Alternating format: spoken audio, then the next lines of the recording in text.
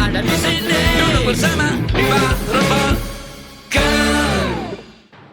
Baik, Assalamualaikum warahmatullahi wabarakatuh. Waalaikumsalam warahmatullahi sore, wabarakatuh. Pak Ketua DPRD Bangkalan, Siap. Fendi. Pemirsa, kembali kita berjumpa dengan kami Parambahan Podcast yang pada sore hari ini kita kedatangan tamu seorang tokoh muda, ya, berasal dari kecamatan Desa Katol Temor, ya. Katol Temor. Katol Temor. Beliau berkarir dari bawah betul, dari Karang Taruna, BPD, kemudian lebih memilih karir politik hingga akhirnya ke Ketua DPR di Kabupaten. Nah, nanti lebih jelasan mungkin bisa berkenalan sendiri, tapi jangan tanya dari partai mana.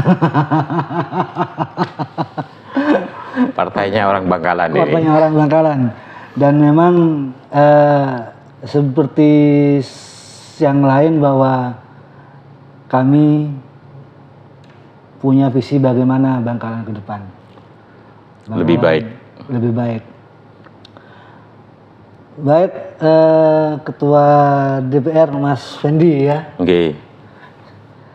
Kita hari ini akan membahas seperti yang saya katakan tadi tentang bagaimana Bangkalan ke depan, ya, dari dulu, sekarang dan yang akan datang, agar betul-betul kelihatan bahwa Bangkalan ini punya harapan dan yang besar untuk memajukan masyarakat dan kabupaten. Silakan saya beri kesempatan kepada Mas Fendi untuk Pak Ketua untuk bisa sekelumit tentang karir beliau sehingga bisa duduk di Ketua DPRD. Silakan Mas Fendi. Terima kasih podcast Rembagan. Sedikit mungkin tentang profil saya. Untuk saya pribadi, saya Effendi, berasal dari desa paling dalam dan paling luar dari Kabupaten Bangkalan, kecamatan paling luar, yaitu Desa Katol Timur, Kecamatan Kokop. Sekelumit tentang karir saya, Mas Agus. Saya dibesarkan di desa, tepatnya Desa Katol Timur ini, dengan sedikit berorganisasi dulu di desa ini. Basicnya cuma Karang Taruna, berbaur dengan pemuda. Sebenarnya tidak ada di dalam pikiran saya ini saya menjadi politisi. Sempat dulu juga ada di BPD tahun 2004, tetapi kalau dulu BPD ini kan cuman nama saja. Kalau di desa kan tidak seperti, kewenangannya tidak seperti saat ini. Dan kami waktu itu juga tidak ada insentif untuk BPD. Berangkat dari pergaulan ke tingkat lebih tinggi di lokalnya, kita bergaul dengan orang-orang yang aktif di bidang politik ini di Bangkalan, akhirnya tertarik. Tetapi memang tidak ada konsep dari saya dari kecil untuk jadi politisi, serba kebetulan.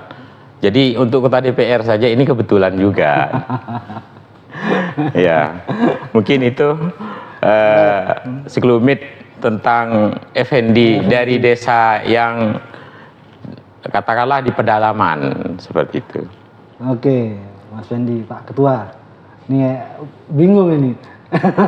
Panggil Pak Ketua karena memang sudah kami berteman cukup lama sih sebenarnya. Iya, sering ngopi bareng ya kita ya. Iya. Jadi agak kikuk kayaknya ya.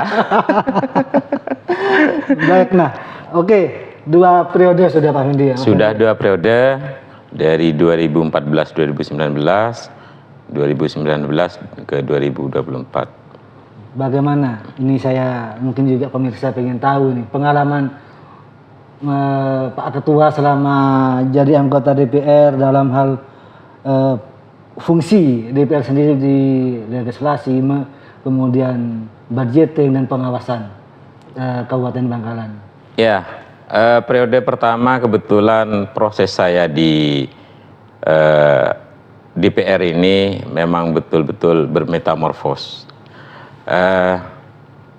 Mulai dari anggota, Mas Agus. Ya. Jadi bagaimana posisi kita ketika jadi anggota ini menyesuaikan dengan kadang-kadang dinamika yang ada di dalam itu.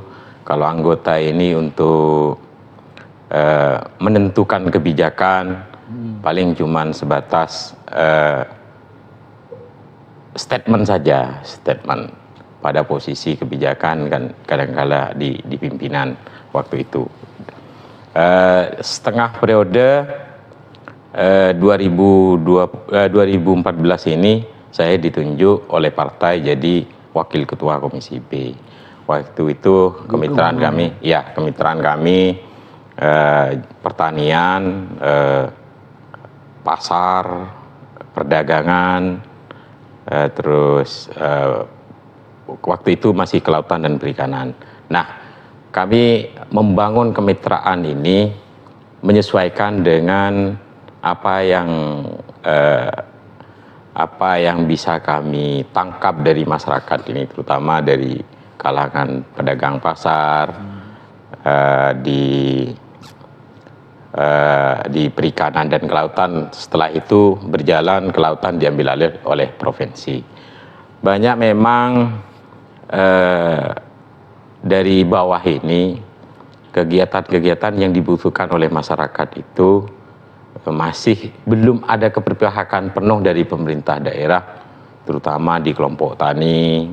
Ini mayoritas kelompok tani mendapatkan kegiatan program-program itu dari sharingnya teman-teman anggota dewan. Entah waktu itu memang kita anggaran ini kadang-kadang sebenarnya antara pemerintah dan DPR itu sama tujuannya, tetapi beda pandangan, beda jalur, beda jalur seperti itu. Kalau kami ini kan berinteraksi dengan masyarakat langsung. Jadi lebih kompleks, Mas Agus, ketika kita berhadapan langsung dengan masyarakat seperti itu. Nah, jadi periode pertama anggota, setengah periode di 2014 ini jadi pimpinan Komisi B. Sedikit banyak saya tahu terkait dengan pertanian dan perdagangan, pasar, UMKM. Itu adalah modal saya untuk melanjutkan di 2019 ke 2024 ini. Nah, di 2019 ini, periode sekarang ini, kemarin langsung jadi ketua Komisi C. Jadi alhamdulillah banyak ilmu yang saya dapat di sini. Gitu. Ya, dan baru 3 bulan ini saya ditugaskan oleh partai untuk menjabat jadi ketua DPRD. Nah, dari pengalaman Mas Fendi ya, dengan kompleksitas permasalahan yang ada di Bangkalan, tentunya banyak hambatan yang ditemui. Baik dari bagaimana kemudian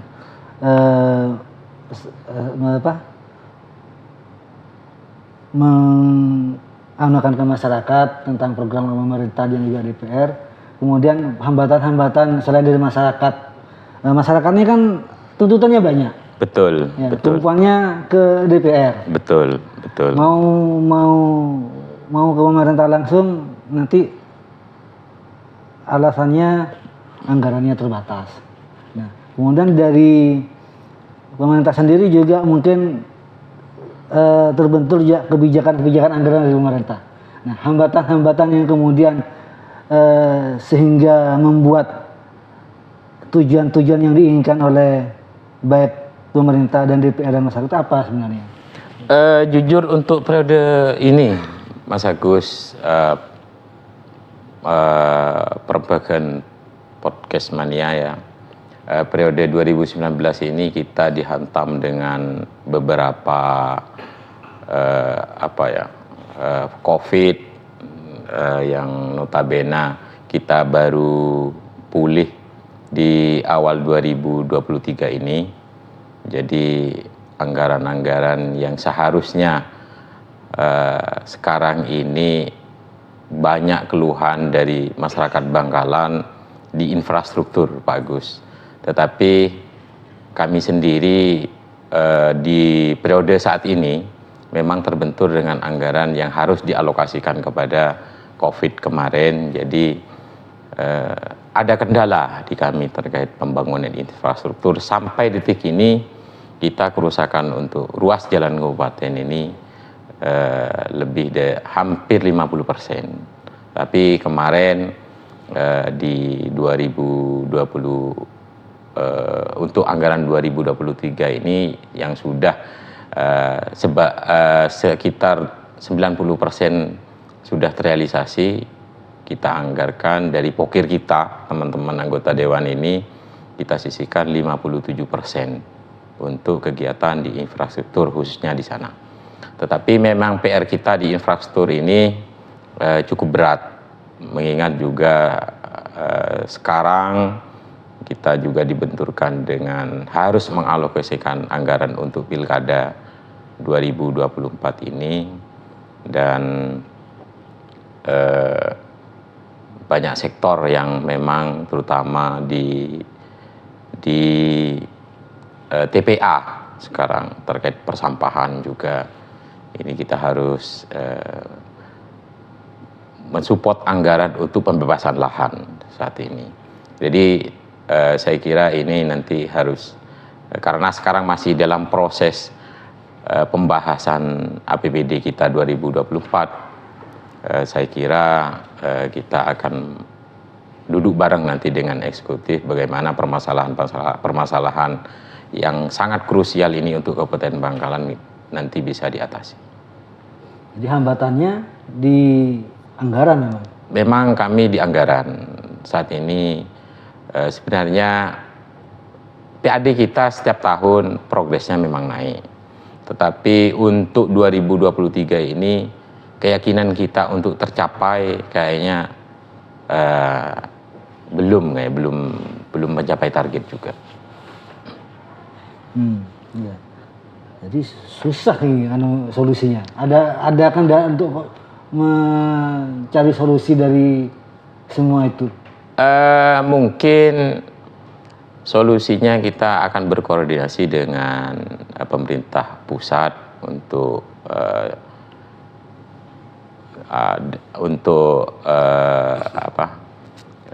mungkin menyalurkan dana dari sektor DAK atau yang lainnya mungkin Mas Agus, sehingga di infrastruktur terutama ini bisa sedikit terbantukan nantinya.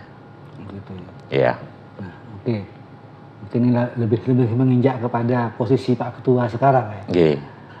Setelah menggantikan posisi ketua yang lama dan sekarang menjabat sebagai Ketua DPR, apa yang dirasakan oleh Mas Fendi ini? Nothing tulus sih sebenarnya. Jadi ini kalau frekuensi tugas kita itu lebih padat, Mas Gus. Lebih biasanya santai, sekarang nggak bisa santai. Jadi jadwal-jadwal itu harus kita penuhi semua. Tetapi ini bukan beban, ini kan bagian dari amanah, tanggung jawab saya untuk masyarakat Bangkalan ke depannya. Jadi semua aspirasi yang masuk ke kami ini, ke saya terutama, ini tidak pernah saya istilahnya menghindar, tidak ada. Kami tampung semuanya. Tapi keterbatasan saya pribadi misalnya, ya cak medhuren asepora gelun deh. Kalau memang nggak bisa asepora seperti itu. Kita sebagai manusia biasa ada kalanya memang harus terukur. Kalau memang kita bisa melaksanakan, ya kita berusaha untuk melaksanakan. Tapi kalau memang bebannya terlalu berat nggak bisa kita pikul, ya asepora gelun seperti itu. Ya, dua kali periode. Jadi ya, tentunya kan sudah punya sudah ada pengalaman kemudian sudah bisa membaca, oh kendalanya Bangkalan begini, kemudian harus begini. Nah, sekarang menjadi ketua tentunya, dan saya lihat Cang Remutur mendadak juga ya sebagai ketua. Mendadak. Tapi dari pengalaman Mas Fendi sendiri itu kan ketika ada informasi akan menjadi ketua, bayangan untuk menjalankan sesuatu sebagai bentuk strategi Mas Fendi sampai akhir jabatan di Dewan ini apa, Mas Fendi? Ada nggak strategi khusus untuk memberikan ke masyarakat bahwa saya betul-betul telah berjuang untuk Bangkalan, dengan posisi saya ketua ini akan memudahkan perjuangan saya di dalam membantu masyarakat dan membangun Bangkalan. Strategi, ada nggak gambaran strategi yang sudah akan dilakukan sama Mas Fendi? Mungkin dengan pengalaman 2 periode ini, Mas Agus, terlalu besar sebenarnya permasalahan di Bangkalan ini. Banyak terutama terkait mental birokrasi. Ini kita kebetulan sekarang kita ada pelaksana tugas yang baru, pejabat baru Bupati ini. Harapan kita melalui beliau nanti, karena kalau kita ini fungsinya kan pengawasan, Mas Agus. Nggak mungkin kan 24 jam kita mengawasi. Ya, tapi juga kita ini bersinergi dengan masyarakat melalui informasi yang ada di masyarakat ini. Apa-apa yang harus kita benahi. Poin kita untuk Bangkalan ini terutama mental birokrasi, Mas Agus. Etos semangat untuk kinerja. Jadi itu harus betul-betul kita dengan PJ yang baru ini, mungkin di bawah kepemimpinan PJ yang baru, ini semangat teman-teman dari birokrasi untuk bersama-sama dengan kita, apa-apa yang kita bawa aspirasi dari masyarakat bawah ini ke birokrasi ini juga nanti bersinergi kita untuk apapun permasalahan yang ada di Bangkalan ini, kita akan bersama-sama untuk memberikan solusi yang terbaik untuk masyarakat. Harapannya itu, Mas Agus. Jadi saya sebagai ketua DPR ini masih beranggapan Bangkalan saat ini sudah baik, tapi belum mencapai puncak yang terbaik, seperti itu. Masih ada kekurangan? Kekurangan itu pasti di semua, saya kira di kita sebagai insan manusia ini pasti banyak kekurangan. Tetapi untuk menutupi kekurangan itu kita bagaimana mempunyai integritas dan komitmen. Bisa kemudian digambarkan kekurangannya apa, baik dari sisi parlemen, DPR maupun birokrasi? Saya kira pelayanan mungkin ya, semua di segala sektor, di semua lini, ya, baik itu, ini sudah saya katakan global, pelayanan untuk masyarakat, ini harus betul-betul diperbaiki, dan semangat bahwasanya Bangkalan ini ke depan harus punya arah dan tujuan untuk lebih baik itu ditentukan oleh birokrasinya juga, seperti itu. Kalau kami ini sebagai legislatif yang diamanatkan oleh undang-undang sebagai legislasi pengawasan dan fungsi budgeting. Ya, ini kan selalu selalu bersuara, tetapi dengan kondisi Bangkalan kita memang APBD kita terkait anggaran juga kadang-kadang ini juga jadi permasalahan kita untuk menuntaskan permasalahan-permasalahan yang ada di Bangkalan ini. Kompleknya yang terutama yang sangat krusial sekarang di infrastruktur dan masalah sampah. Ini harus segera diurai. Untuk sementara ini sampah di TPA Puluh ini kan masih belum TPA ini masih ditentang oleh warga. Nah, ini kan tidak serta-merta kita menyalahkan birokrasi, tidak seperti itu Pak Agus. Tetapi bagaimana masyarakat ini mempunyai kesadaran. Tapi birokrasi dengan DPR juga meyakinkan masyarakat bahwasannya permasalahan sampah ini nanti ketika TPA itu sudah berfungsi itu bukan seperti kemarin-kemarinnya, betul-betul diurai, betul-betul asas pemanfaatan TPA itu yang itu bisa jadi nanti untuk bisa memberdayakan masyarakat sekitar melalui TPA ini juga bisa menunjang perekonomian masyarakat sekitar seperti itu. Nah, ini yang jadi permasalahan kita. Masyarakatnya sebagian menuntut kita untuk sampah ini dikelola dengan baik, tetapi kita punya aset ini malah dihalangi oleh masyarakat. Tapi bukan berarti saya menyalahkan masyarakat. Ini perlu di antara kedua belah pihak pemerintah dan masyarakat sekitar yang terdampak ini ketemu dan mencari solusi sehingga di sana itu terbangunlah komunikasi yang baik sehingga menguntungkan kepada masyarakat sekitar. Ada nggak sudah komunikasi dengan sepengetahuan Pak Ketua ini antara sampah LH ya? LH dan masyarakat yang pernah diketahui oleh Pak Ketua tentang komunikasi soal persampahan itu dengan masyarakat.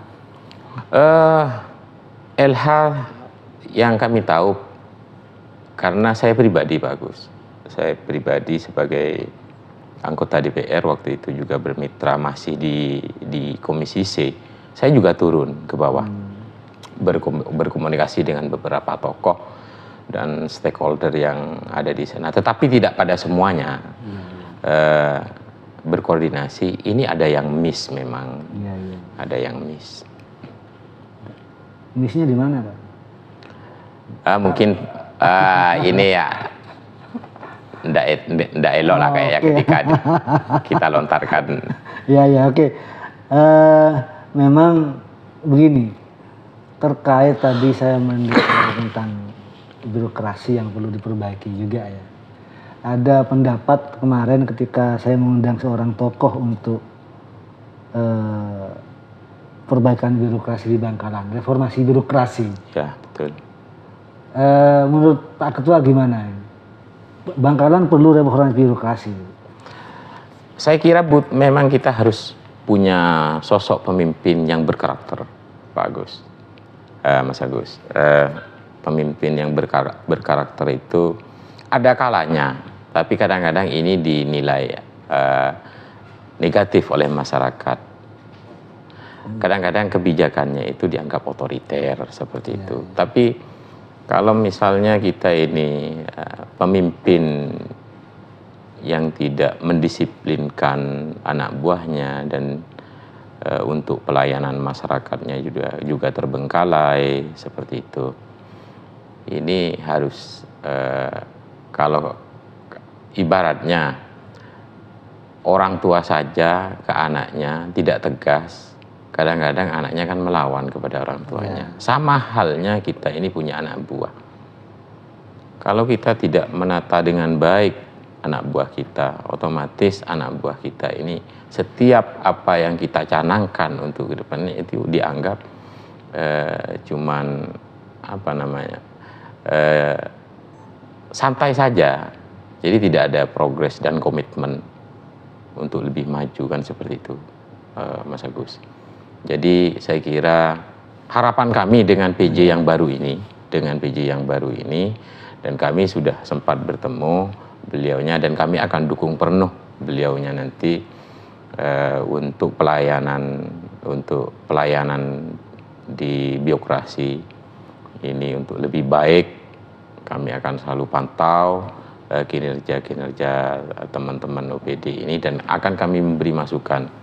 Tapi kami ini jangan semuanya harus step by step, Mas Agus, menurut saya itu. Perubahan ini harus dimulai dari one by one dulu.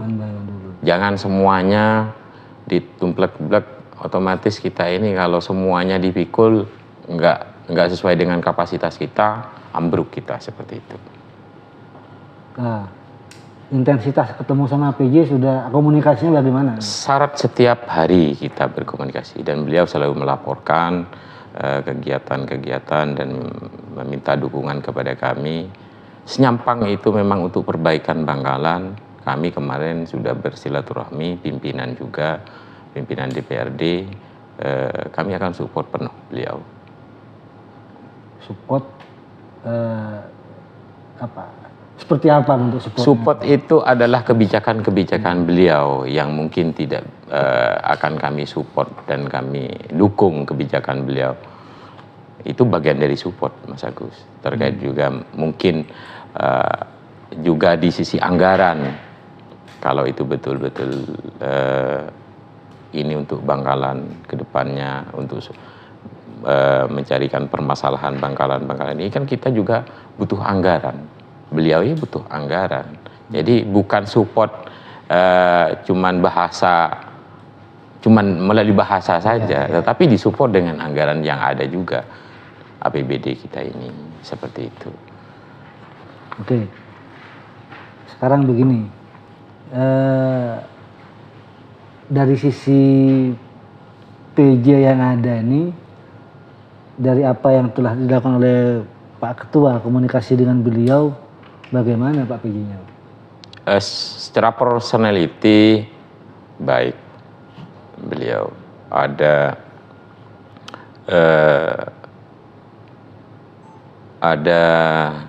keinginan kuat. Mungkin beliau sudah membaca bagaimana Bangkalan ini. Ada keinginan kuat untuk perbaikan yang ada di Bangkalan ini, terutama bagaimana caranya beliau menarik investor dari luar untuk Bangkalan. Dan sejauh ini beliau ini terkait progresnya yang beliau sampaikan, ini banyak terobosan-terobosan yang sifatnya mendukung terutama UMKM yang ada di Bangkalan. Jadi untuk Mamin, beliaunya meminta kepada setiap OPD ini harus produk-produk Bangkalan, produk-produk lokal. Untuk acara-acara, ya betul, ya, acara baik itu rapat dengan OPD, dengan kami, DPR juga sudah mulai dari kemarin-kemarinnya juga sudah memakai produk-produk lokal, Mas Agus. Dan juga efisiensi anggaran mungkin selama ini, tetapi DPR tidak melakukan rapat-rapat di luar kantor atau rapat di hotel. Ini kami sejak 2019 periode ini tidak pernah melakukan kegiatan yang sifatnya rapat-rapat di luar kantor, baik itu dari kemarin juga menyampaikan PJ ini jangan ada rapat-rapat di luar Bangkalan, jadi kadang-kadang nyebrang kan. Mungkin dulu mungkin ada seperti itu, tapi sekarang sudah nggak ada lagi. Ya, tadi Pak Ketua sempat saya tambahkan, Mas Agus, Pak PJ ini punya program Jumat Bersih. Jumat Bersih. Nah, ini sebenarnya kecil bagi kita Jumat Bersih ini. Kelihatannya kecil, tapi sebenarnya ini membangun mental masyarakat Bangkalan untuk lebih bergotong royong terkait kebersihan yang ada di lingkungan kita. Nah, ini juga kita apresiasi beliau dengan ide-ide semacam itu. Memang ini sebenarnya gotong royong ini kan sejak kita masih kecil, Pak Agus. Iya, betul. Ini ada. Memang akhir-akhir ini saya lihat ini berkurang. Ini berkurang. Nah, beliau menciptakan itu untuk masyarakat supaya sadar akan kebersihan ini. Jangan mentang-mentang sekarang sudah ada dinas LH, itu sudah bagian LH. Setidaknya perbuatan kecil ini ketika bersama-sama akan jadi besar. Seperti itu. Nah, tadi Pak Ketua menyinggung persoalan investor ya. Nah, sekarang Pak Ketua akan lebih paham ya daripada PJ ini tentang kondisi masyarakat. Kondisi Bangkalan. Kondisi masyarakat Bangkalan. Ya. Kemudian beberapa kegagalan investasi yang mau masuk ke Bangkalan. Ya. Nah, DPR secara kelembagaan ataupun apalah secara personal mungkin siapa yang kira-kira apa sudah berikan masukan kepada PJ ini sementara ini untuk memudahkan investor masuk? Selama kita berkomunikasi dengan beliau, juga beliau pernah menyampaikan kalau ingin bagaimana caranya calon investor itu masuk ke Bangkalan tidak punya keraguan.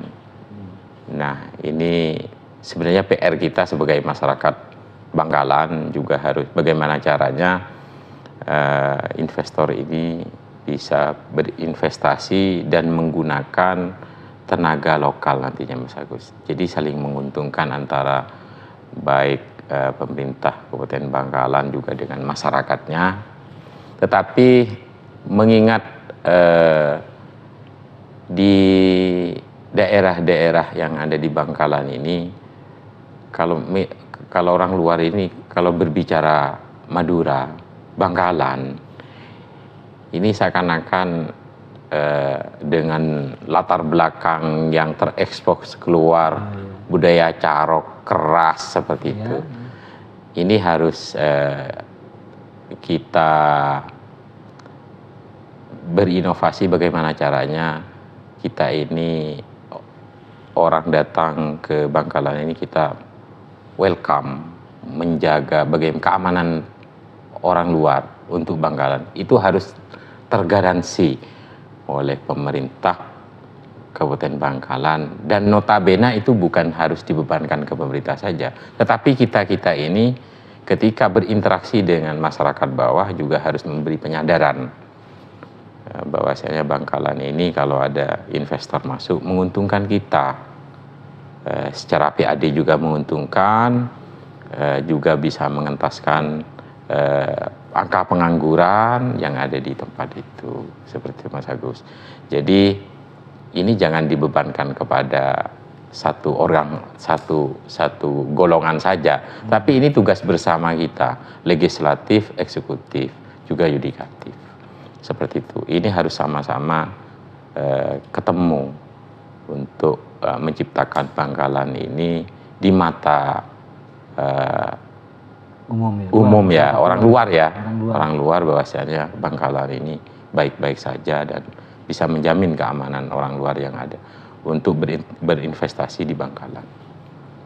Nah, ya tapi tetap Pak Ketua, apa garansi dari Pemkab betul, untuk kenyamanan dan keamanan dan berinvestasi. Nah, hal itu kan kemudian membutuhkan langkah-langkah konkret yang harus diketahui oleh masyarakat di luar Madura. Nah, kalau kemudian masa-masa lalu ya, masa lalu itu belum terkesampaikan ke masyarakat luar tentang garansi itu, barangkali ada formula yang Dewan atur dan buat bersama pemerintah kabupaten, khususnya PJ yang sekarang ini, agar informasi tentang keamanan dan kenyamanan berinvestasi di Bangkalan ini betul-betul terekspos bagus gitu tuh.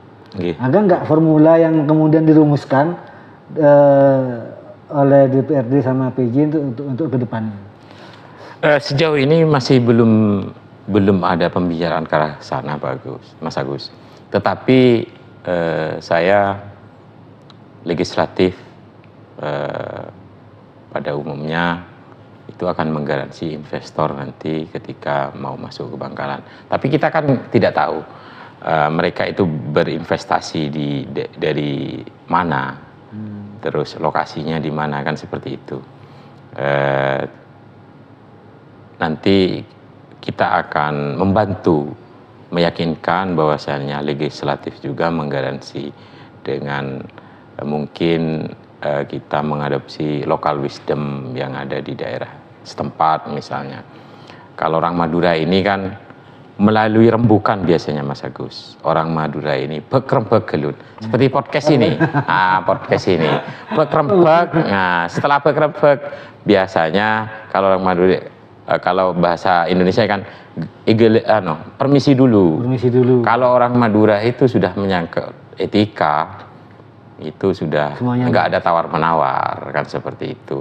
Tetapi dengan bekrempek ini, orang Madura insya Allah dengan karakter kita kan paham, sama-sama Madura yang paham. Jadi insya Allah kalau Kulon Nuwun, Bangkalan ini aman insya Allah. Dan nanti kita dengan para tokoh dan kepala desa otomatis kan juga terlibat di sana. Jadi dan itu tidak bisa kita pungkiri, mereka harus juga kita kulunuenin ya, sama ya otomatis pemerintah daerah. Nah itu kunci utamanya mungkin, Mas Agus. Saya kira juga nanti teman-teman anggota dewan ini semuanya legislatif akan mensupport, dan kita juga akan membantu bagaimana caranya investor itu bisa masuk ke Bangkalan. Kita yakinkan kalau memang betul-betul ada yang mau berinvestasi di Kabupaten Bangkalan ini, kita jamin aman juga. Begitu ya. Oke. Oke. Terus kemudian harapan, kita kembali ke harapan. Dengan berbagai persoalan yang kita dapatkan di Bangkalan ini, termasuk kemudian soal investasi ini, Bangkalan ke depan bersama PJ ini, PJ ya, dan juga kemudian nanti berikutnya itu kira-kira apa yang harus dilakukan? Harapan terutama Pak Ketua Bangkalan ke depannya. Sebenarnya kita ini sangat beruntung kalau memang Bapak PJ ini ingin melakukan perubahan saat ini. Ya. Nah, perubahan saat ini yang notabene nanti itu 2024 akan diteruskan oleh Bupati. Nanti kita ada pilkada bulan Oktober ya, Mas Agus. Ketika ini sudah baik dimulai dari sekarang, makanya kami akan mensupport. Semoga nanti kalau betul-betul Pak PJ ini bisa merubah Bangkalan ini dari sekarang, baiknya misalnya 45%, ternyata progresnya sampai 75%. Harapan kami itu nanti calon bupati yang akan datang ini tinggal meneruskan seperti itu. Bukan berarti kemarin Pak PLT Pak yang sudah purna ini tidak baik, tetapi memang kita mengukurnya kadang-kadang dari sudut pandang yang berbeda-beda.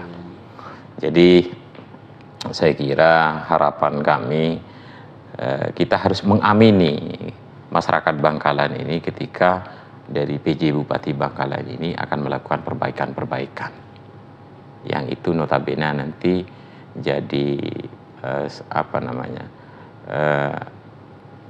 kalau orang memberi harta ke anaknya, apa itu namanya?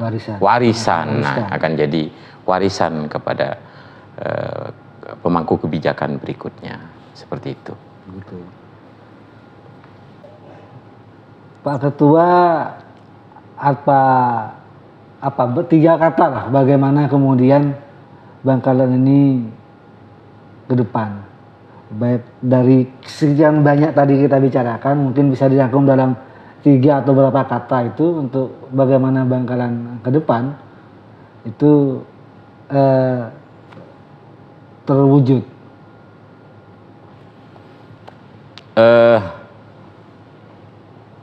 Satu, kita tegak lurus. Dan kedua, jangan takut diintervensi. Ketiga, tegas. Mungkin seperti itu. Ya. Baiklah pemirsa, dari apa yang kita bicarakan tadi mudah-mudahan ada hal yang bermanfaat bagi kita dan juga Bangkalan ke depan. Setelah, kalau boleh saya tarik satu kesimpulan yang ternyata di akhir tadi 3 kata itu memang untuk Bangkalan ke depan memang ketegasan, tegak lurus dan tidak takut dengan intervensi dan melawan intervensi yang ada, siapapun itu. Betul. Ya. Jangan lupa di subscribe, like di channel kami Bangkalan YouTube.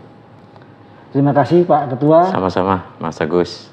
Semoga apa yang menjadi cita-cita Pak Ketua untuk Bangkalan ke depan terwujud. Amin. Bersama PJ. Amin. Dan juga untuk periode-periode berikutnya tetap Pak Ketua jadi pejuang, karena dari dulu pejuang. Amin, insya Allah. Terima kasih pemirsa. Terakhir, wassalamualaikum warahmatullahi wabarakatuh. Sampai jumpa di Bangkalan podcast berikutnya.